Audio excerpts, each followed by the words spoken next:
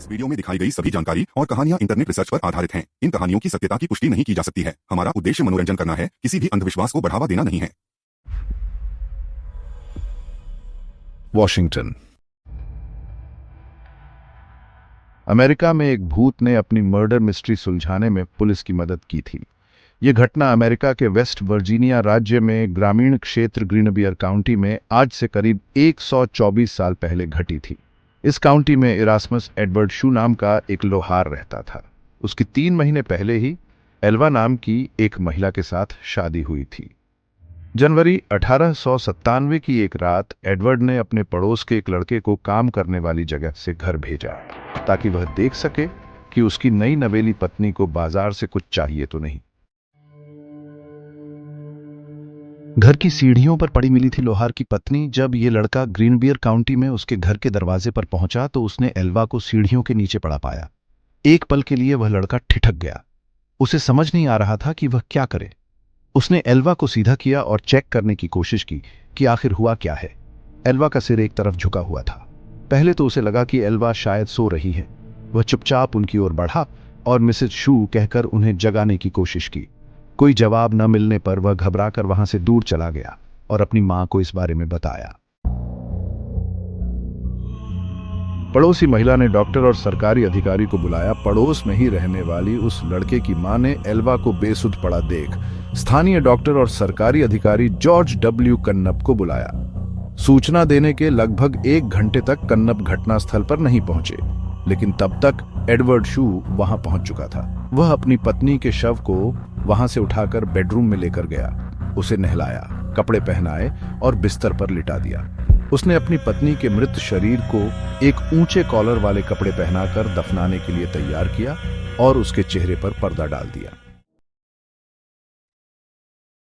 पति ने मृत पत्नी के शरीर की पूरी जांच नहीं करने दी। इस दौरान सरकारी अधिकारी और मौत के मामलों को देखने वाले स्थानीय डॉक्टर जॉर्ज डब्ल्यू कन्नप भी पहुंच गए। उन्होंने मृतक महिला के शरीर की जांच शुरू कर दी। उस दौरान पति एडवर्ड शू अपनी पत्नी के सिर को गोद में रखकर रोता रहा। जब कन्नप ने एल्वा के सिर और गर्दन की जांच करने का प्रयास किया तो एडवर्ड शू नाराज हो गया और गुस्सा दिखाने लगा। कन्नप शू को नाराज नहीं करना चाहते थे, इसलिए वे चुपचाप वहां से चले गए। उन्होंने एल्वा के बाकी शरीर की जांच के दौरान कुछ भी गलत नहीं पाया था। डॉक्टर ने मौत के कारण को बेहोशी और प्रेगनेंसी से जोड़ा। कन्नप कुछ हफ्ते पहले के एल्वा का इलाज भी कर रहे थे, इसलिए उन्होंने मृत्यु के कारण को अचानक आई बेहोशी करार दिया। उन्होंने बाद में इसे गर्भावस्था से जुड़ी परेशानियों से जोड़ दिया। एल्वा के शरीर को लिटिल सेवल माउंटेन के उसके बचपन के घर ले जाया गया और दफनाया गया। ताबूत में भी एल्वा के सिर और गर्दन को शू ने किसी और को न तो छूने दिया और न ही देखने दिया। हालांकि उसके इस अजीब व्यवहार को लेकर वहां मौजूद लोगों में कोई शक नहीं पैदा हुआ। एल्वा की मां को अपनी बेटी की मौत पर नहीं था यकीन। एल्वा की मां मैरी जेन हीस्टर को छोड़कर हर कोई इस मौत को प्राकृतिक मान रहा था। वह शू को कभी पसंद नहीं करती थी और उन्हें बिना सबूत के भी यह यकीन हो गया था कि शू ने ही उसकी बेटी की हत्या कर दी। पर बड़ी बात यह थी कि सिर्फ एल्वा ही बता सकती थी कि उसके साथ क्या हुआ था। ऐसे में मैरी जेन हीस्टर ने एल्वा की आत्मा से बात करने का फैसला किया।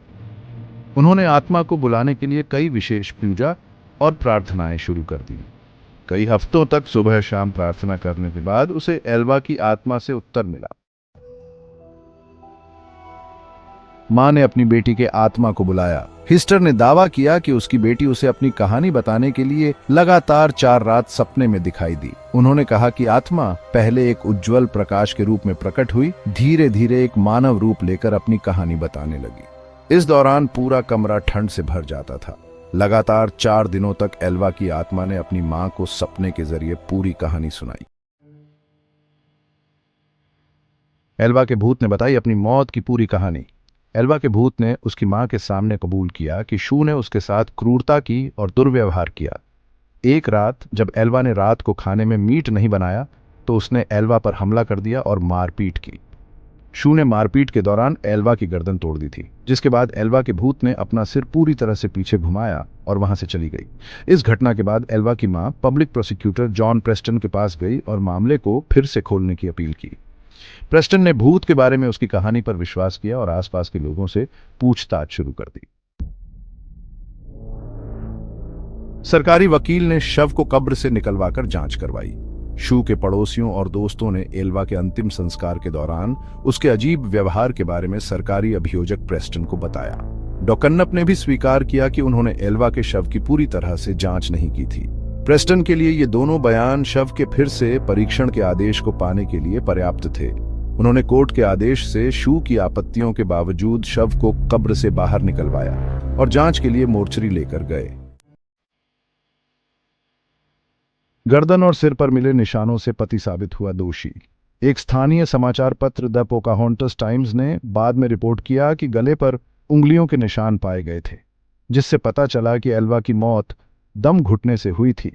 उसके गर्दन पर गला घोंटने के निशान पाए गए थे, जिससे गर्दन की नस और कोशिकाओं को काफी नुकसान पहुंचा था। गर्दन की हड्डी भी टूटी हुई मिली, जिसके बाद इस मौत की विस्तृत जांच की गई और शू को उसके मौत का गुनाहगार माना गया।